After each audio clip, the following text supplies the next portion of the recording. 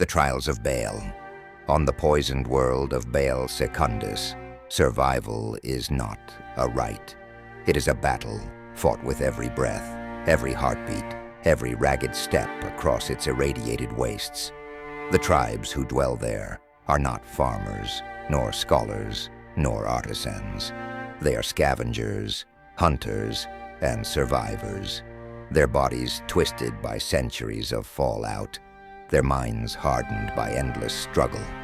And it is from this crucible of despair that the blood angels draw their chosen. The fortress monastery of the chapter looms above the barren land, its towers gleaming red against a pale sky.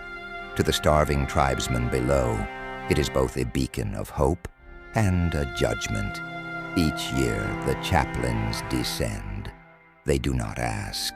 They do not explain. They simply point, and the children of Baal are taken. The chosen are young, rarely more than 12 summers old. To the tribes, their removal is both an honor and a death sentence. For most will never return, but to those who do, they shall return as gods.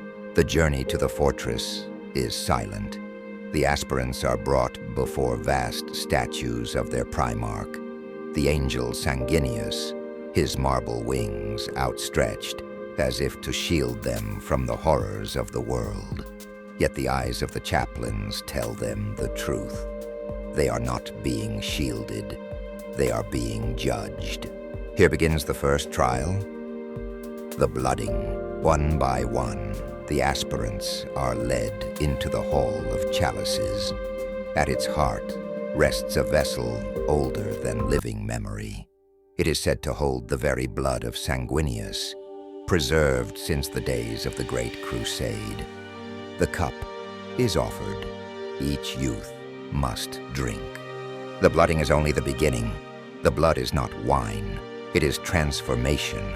Some collapse instantly, their hearts unable to endure the strain. Others convulse for hours, screaming as their bodies twist beneath the strain of the Primarch's essence. The unlucky simply fall silent, their eyes staring blankly at the ceiling of the hall. But those who endure change. Their veins burn with fire, their senses sharpen, their blood sings with something inhuman. They feel stronger, faster, no longer merely the children of Baal, but something more, something closer to the angel himself. Yet even in victory, there is dread. For the survivors look into one another's eyes and see not triumph, but hunger, a thirst they cannot name, a shadow placed within their very souls. From this moment forward, they are marked. They have taken the blood of their father into themselves. They are no longer men, but neither are they yet angels. Ahead lies agony, death, and transformation. The weak will perish, the strong will be remade, and the sons of Sanguinius will rise again, born not of mercy, but of blood. To drink of the chalice is to begin the journey. But to become an angel of death is to be unmade and reforged.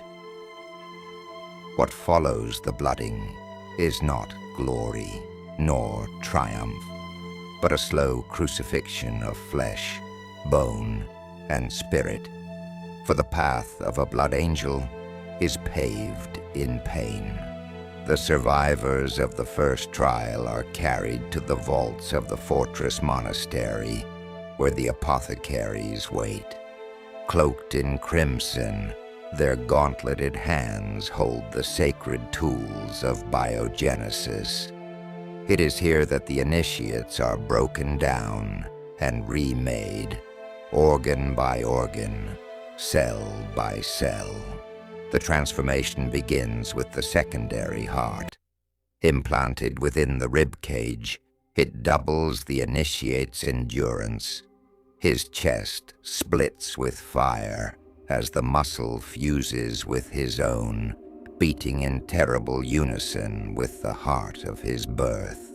Next comes the Laramens organ, a gland that releases healing enzymes.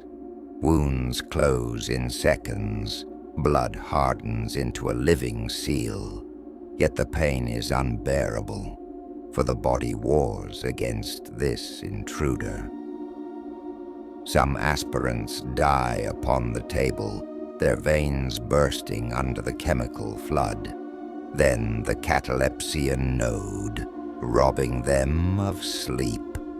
Days blur into weeks, weeks into months, until the aspirant no longer remembers the feel of dreams.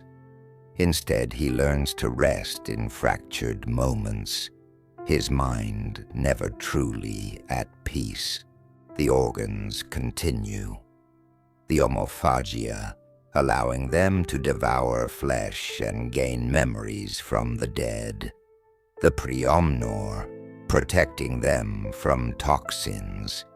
The biscopea, flooding their bodies with muscle growth. Each implant is both a gift and a curse. Each is an agony endured in silence. But among all these sacred organs, one rite surpasses the others in holiness and horror: the implantation of the red grail. The progenoid glands of the aspirant are washed in the consecrated blood of Sanguinius himself. It is said the Primarch's essence lingers within, a spark of angelic fire that binds every son of Baal to his father's legacy. When the blood touches the gland, visions come. Some see wings of light. Some hear the laughter of a god. Others hear only screams. The survivors awaken from this rite, changed forever. Their skin pales, their eyes sharpen, their very blood hums with unnatural energy. They are no longer men of Baal. They are now bound to the gene seed of the angel. But with this blessing comes the whisper of corruption, for within their veins stirs the red thirst, a gnawing hunger, a craving for blood. At first it is faint, a shadow in the background of their thoughts, but over years it will grow, a predator lurking in their souls. The transformation is long. Some aspirants take years to survive all 19 organs. Others die at the final step, their bodies rejecting the change after all the pain endured. Those who endure walk into the training halls of the fortress, not as children, not even as men, but as beings caught between mortality and divinity. They are not yet angels, but they are no longer mortal. Their humanity has been stripped away, organ by organ. The flesh has been broken, the organs implanted. The blood of the angel now burns within their veins. But before a neophyte may call himself a son of Sanguinius, he must face the final crucible, a trial not of body, but of the soul. It is here, in darkness and silence, that the fate of every blood angel is decided. The aspirants are led to the reclusium, a chamber carved deep within the monastery's stone heart. Torches flicker against statues of Sanguinius, each one depicting his final moments. Wings outstretched, arms raised, face serene, even in death. The chaplains speak no words. The initiates already know they are about to witness the end of their father. Bound in chains, blindfolded, the aspirant is sealed in an iron sarcophagus.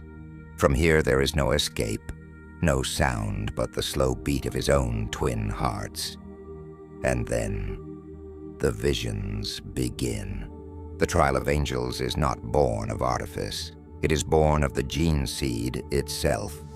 Within every son of Sanguinius lies the psychic echo of the angel's death at the hands of Horus.